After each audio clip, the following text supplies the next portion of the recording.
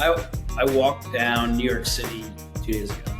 You go in almost any bodega and just buy pot. Yeah, and so what does that mean to the business? So there are groups that have spent hundreds of millions of dollars to buy licenses. Those licenses right now aren't worth that much.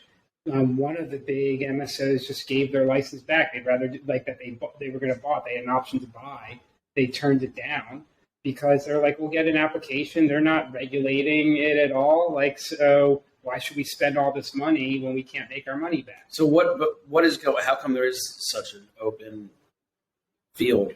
I think the states need to figure out how to enforce so that, like, when you like everyone's like, oh, this is cool, I can buy it in any bodega.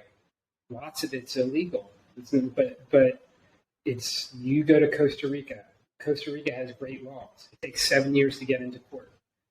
That means you don't have law in order. You know, same way, it's the same thing happening not just in cannabis, but other places, but cannabis, no one's enforcing the laws in New York, and they've devalued their licenses because of it. California, there are legal operators, like going out of business every day. Why? Because the illicit market is thriving. Because it's so expensive when it's taxed, it's cheaper to go into the... Yeah, but you also think about incentive alignment. If you're like in any state, when they have a grow, every piece of that plant material is monitored, what goes in it. They know everything that goes in it. You have an illegal grow. I mean, I'm sure people have seen it where people are growing in forests and stuff like that. You have all these chemicals everywhere. Well, I'm sure like it's illegal. They're not being monitored.